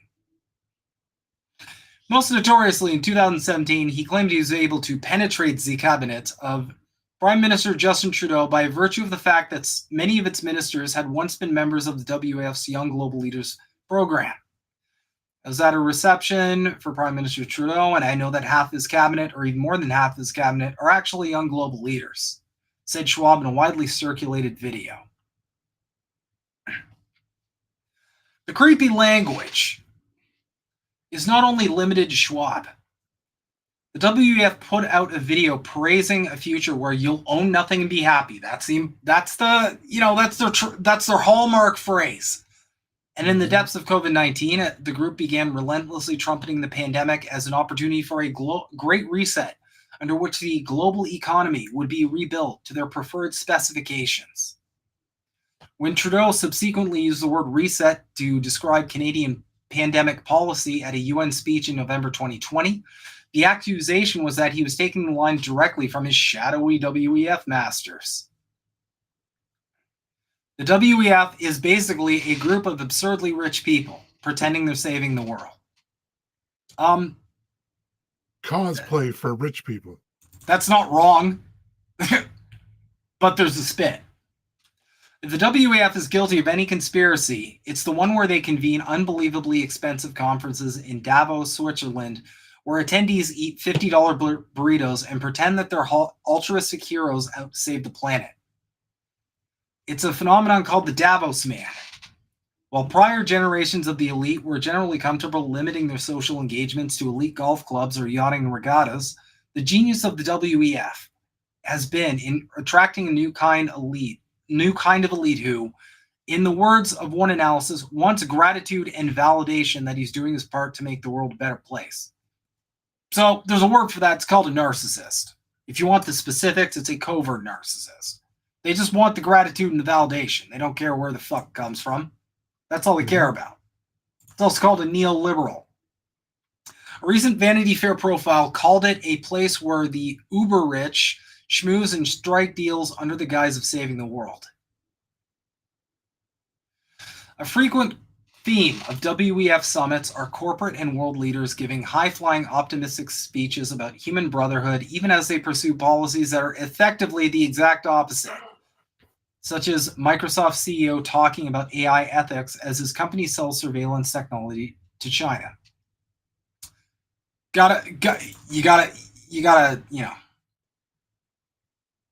gotta mention the boogeyman, guys. It's for this reason that the WEF has an uncanny ability to attract a who's who of CEOs and G20 political influencers. Anybody can attend an elite networking conference, but only the WEF offers a prospect of doing it while feeling good about inventing new civilization-saving buzzwords, such as friendshoring. I don't know what the fuck this is. Hold on. What is friendshoring? Way too much. Someone go look up friendshoring. I don't know what it means. Here's the spin, because you know there's a spin coming. There's a bit of difference between attending a conference and being a compliant Illuminati puppet. Conservative MP Michelle Rempel-Garner is obviously no fan of the Trudeau government, but she did attend a Davos summit in 2016. In a lengthy essay for The Line, she described it as basically an academic conference, albeit way more expensive and elite. But the appearance has dogged Garner ever since with allegations that she's a WEF puppet.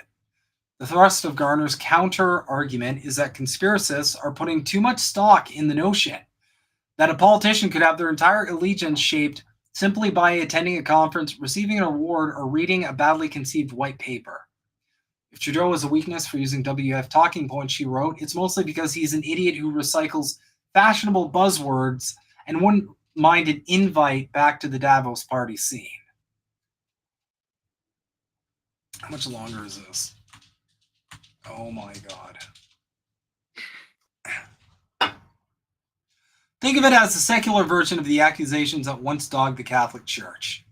We easily forget the Catholic politicians once faced mainstream criticisms that they were pawns of the Vatican, and now the spin comes in. In 1928, U.S. Democratic presidential nominee Al Smith was decisively defeated, in part because of accusations that he would amend the U.S. Constitution to establish Catholicism as the country's state religion. And here's where the spin comes in. The WEF ultimately kind of sucks at influencing world events. One easy way to debunk the notion of the WEF as a secret world government. That guy's super cool. He is to take a look at just how many of its alumni refuse to honor the group's utopian version of stakeholder capitalism and global free trade. Okay.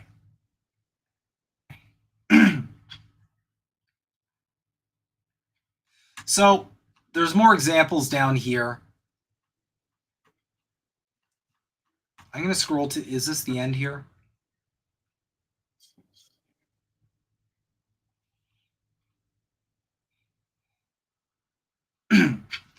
Okay. So, what's the point of me showing you this article? What's the point of all this? Think about what the conclusion that article is trying to make you draw. Is it that the World Economic Forum is a valid concern? No. Is it that the World Economic is a conspiracy theory? Not really either. What that article's trying to do is to basically create the illusion that they're just a bunch of harmless LARPers. That's it. They're just a bunch of cosplayers. It's a bunch of rich people sitting around playing dress-up. Mm-hmm. Don't worry about their big plans for the future. They're harmless. They have no hand in affecting and influencing the future. They can't influence anything. Except for go look at the things they talk about and go look at what's happened in real life. Mm-hmm. Okay? ESG's a thing. They talked about that.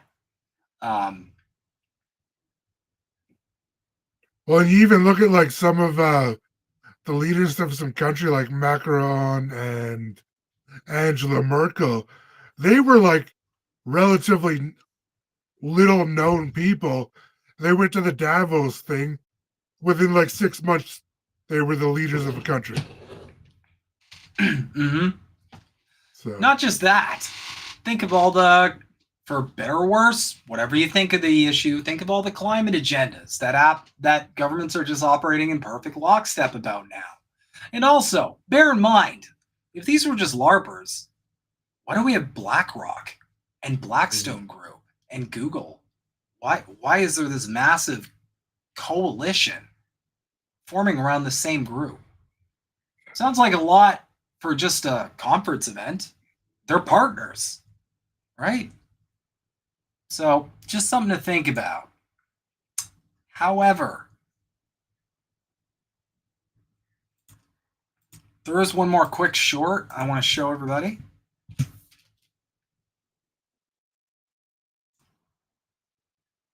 Hold on. Okay. This will be more of a live react.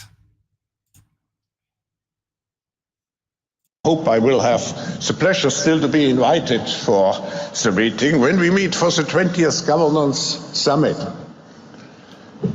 You will use the app like Uber, but not anymore to call some driver, but automatically guided car, a self-driven car, will come to your hotel or wherever you are and will bring you to the airport. No, Los Angeles is one of the cities with the heaviest traffic, who told me in 2030 Los Angeles will be private car driven free. And this will allow to transform highways into parks and other public spheres. I mean, it sounds nice, but we know that's not what they want. So, I'm just saying, even that little clip right there, that's what he's saying. And look at what road we're headed down. Self-driving cars, electric vehicles, right? And I'm not shitting on electric vehicles. Again, I'm like an environmentalist guy. I want cleaner tech. I want cleaner power. I want free energy. You know? I'm not one of these reactionaries who's like, no, we got to drill forever until we don't have any oil left. It's stupid. And we can do better. We got a sun. It's perfect. We can get all our shit from there. But it just kind of, you know, you got some media organizations that are painting them as toothless. You got others just claiming it's a conspiracy. But one way or another, I hope we provided enough information tonight at least to give you guys some stuff to think about. Because this is the kind of shit that all those billionaires are meeting every year in Davos to discuss. This is the coalition that all those billionaires everybody hates on are, you know, involved with. Oh, wait. Hold on. Hold on.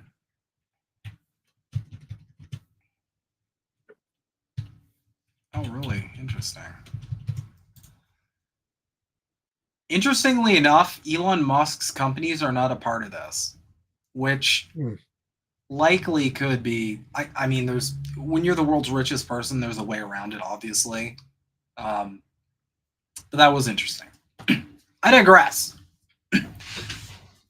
For our closing discussion tonight, and I want everybody in the chat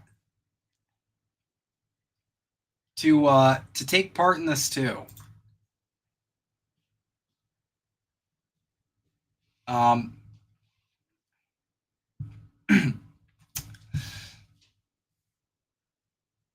What do you think, Yeti? Do you think this could be a very real concern, or do you think there's a possibility? And I'll just give you something to chew on here. Do you think there's a possibility this could actually just be a massive psyop?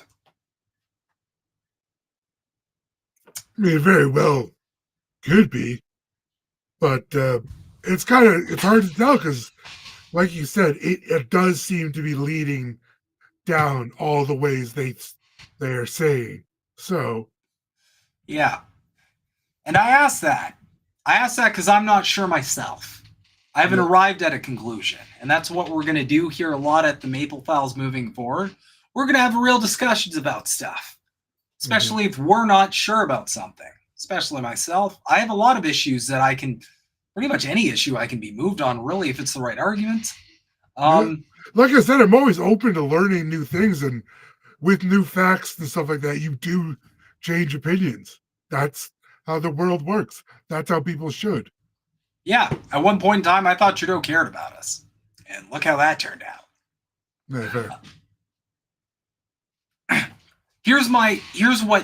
So there's a couple things that gives me a little bit of pause. First and foremost, the fact that this is so in the open, the fact that they've got a YouTube channel where they're just laying out all of these future plans.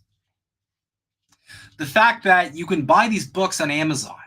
We know Amazon is engaged in censorship before with certain stuff. YouTube absolutely engages in censorship of certain stuff. So, if this was some grand conspiracy, why is it so free for everybody to look at? Why do they have something as weird and creepy as you'll own nothing and you'll be happy? Why do they have a Dr. Evil turtle motherfucker up there who looks almost cartoonishly evil?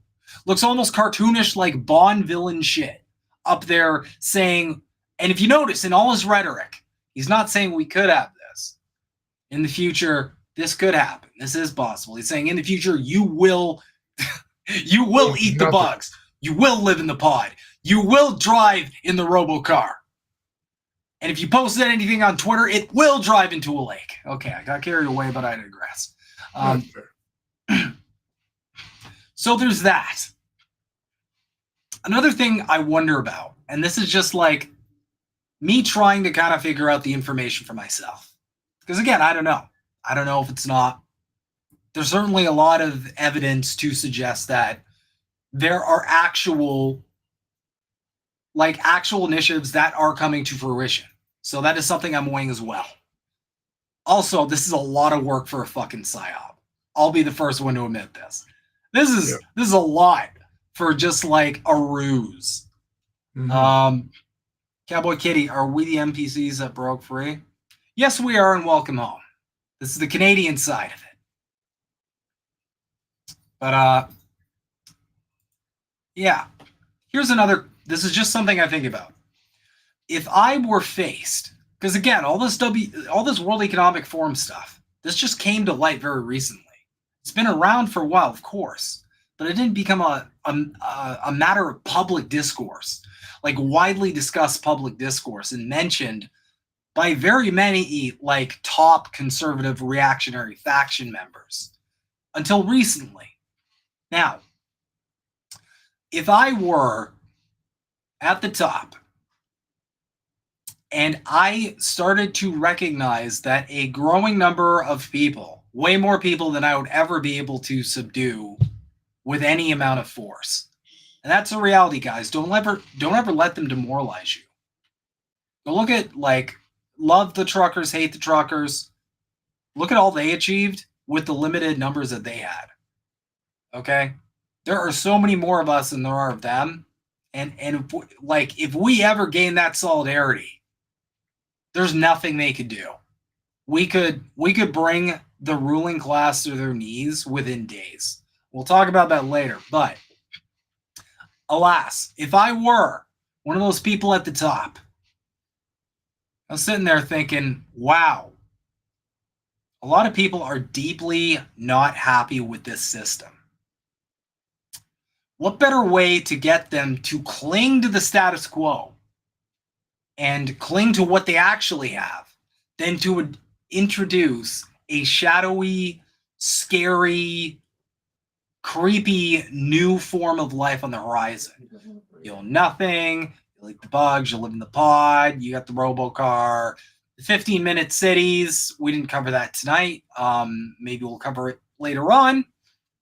All the creepy, kind of proto-fascist, definitely dystopian leaning, dystopian curious, kind of tendencies of what they're putting in front of our eyeballs. Because they're putting this in front of our eyeballs. They're not hiding it.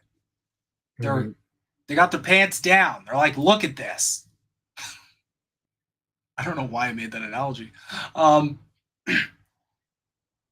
like, what better way to get people to go from revolutionary fervor, which is we want change, we want something better, to reactionary fervor, where it's like, I don't like this direction, we need to stick to the status quo.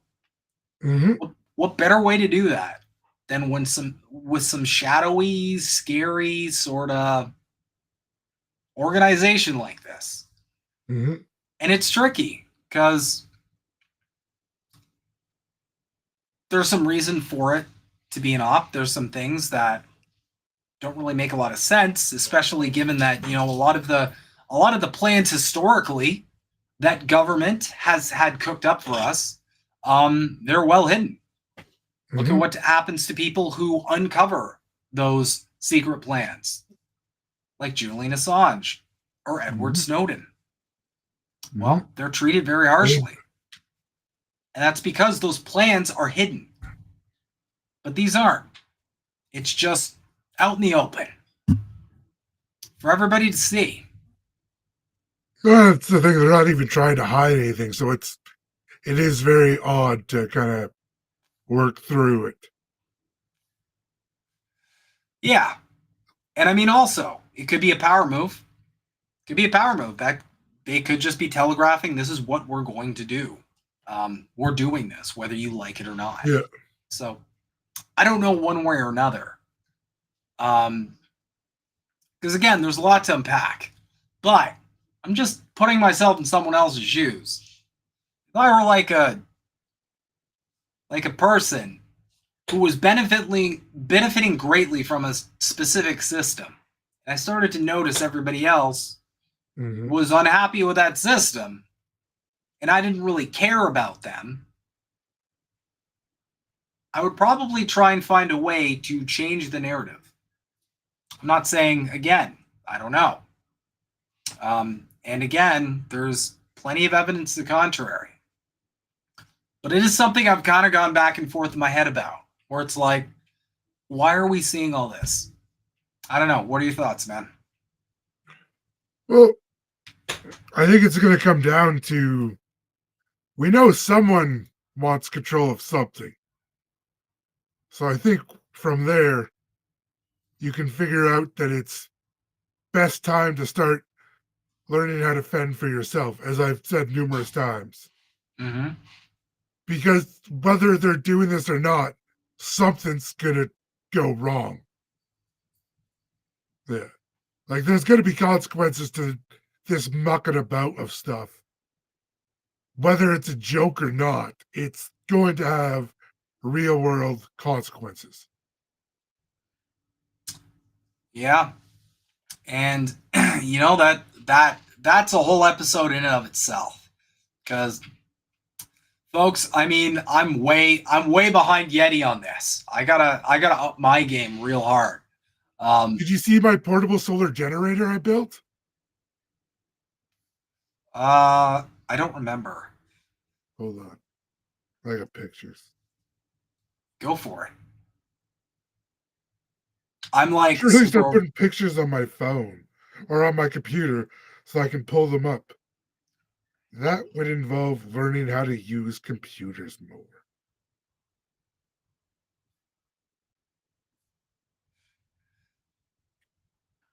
Oh, that's fucking cool. Yeah, so I got 2 panels that just transport on it, and then I can spread them out after. What I want to do eventually is build like some swing out arms. So it'll look kind of like the space station, where I'll just have like solar panels on both sides. That's that can super rotate. Cool. Yeah. That's so cool. Yeah. No, the point is, like, no matter how this pans out, I think the most important thing everybody's got to get in mind is, for any kind of large direct action like we've been talking about, for any kind of large direct action, you know, we're all going to have to be able to take care of one another and not have our reliance on the state or on corporations, especially with the understanding that they are not only working together now, but they have plans, whether projected or not projected, to work much more closely in the future. If anybody wants a better world than the one we're stuck in right fucking now, I would highly suggest start planning. Start planning for something. You know, there is a reason growing up that all the mainstream media painted like preppers or whatever. Do you remember that when they they painted them as like Looney Tune tinfoil people?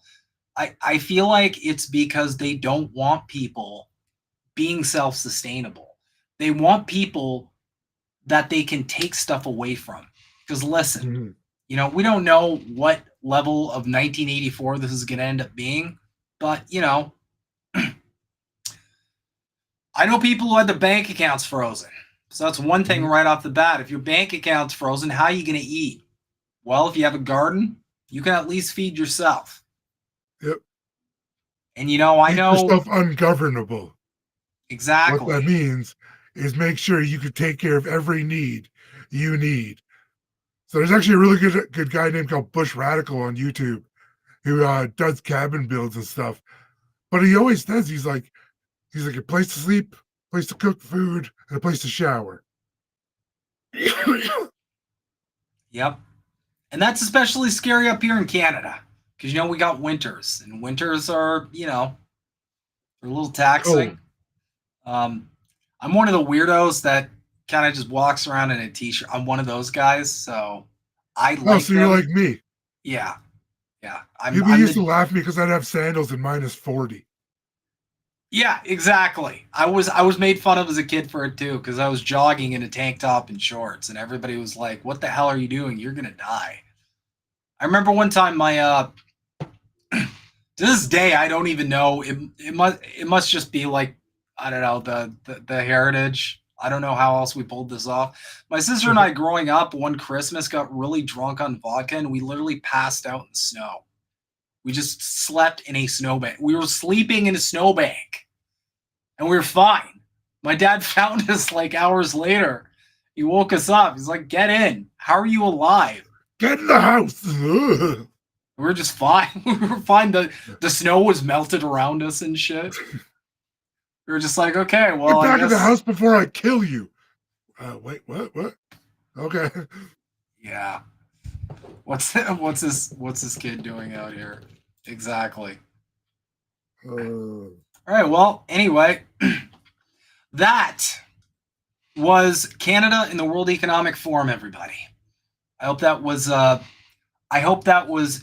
informative, not just for getting a bit more discussion and visibility, hopefully from more of an analytical perspective on the World Economic Forum itself, but also Canada's involvement, because this is a Canada central show. There's definitely a lot of things to think about, not just in terms of the neoliberals, because we know they're always gonna protect capital. And if there's anything you need to know, it's that liberals will always side with fascists against revolutionaries. Mm-hmm. Every single historical example of this has proven this to be true. Always have, always will. There's a reason why scratch a liberal and a fascist bleeds is popular. The conservatives, it's just in the name. Like, of course. They're gonna oppose any kind of revolutionary change because that's why they're conservatives. They think everything's fine. Yeah. Even if everybody's saying it's not fine, they have a vested interest in it being fine because it's fine for them. That's how that brain works. So, I digress. We are reaching the end of this show. Any final words, Yeti? No, I think for the most part, I just want to thank everyone for tuning in. This has been pretty fun going about this little journey. And like I said, we'll be doing more stuff as we go. And I'll be able to show off some more sustainability once I'm actually out on the East Coast and can build some stuff. So, for sure. I just like to make a final disclaimer, guys. Everything covered in this episode, if you're curious, go look it up. Fact check us. This video is going to stay on YouTube and on Kick and on other platforms. If we got something wrong, leave a comment. But I tried my best to research as best as I could before barreling into this one. And I feel like we did a pretty good job. But again, always hold us accountable. Yeah, you do a great amount of research. I'm slacking on that. I really got to get my ass in gear.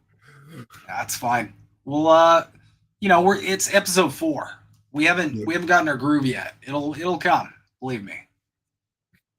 Anyway, guys, thank you guys, everybody, so much for tuning in.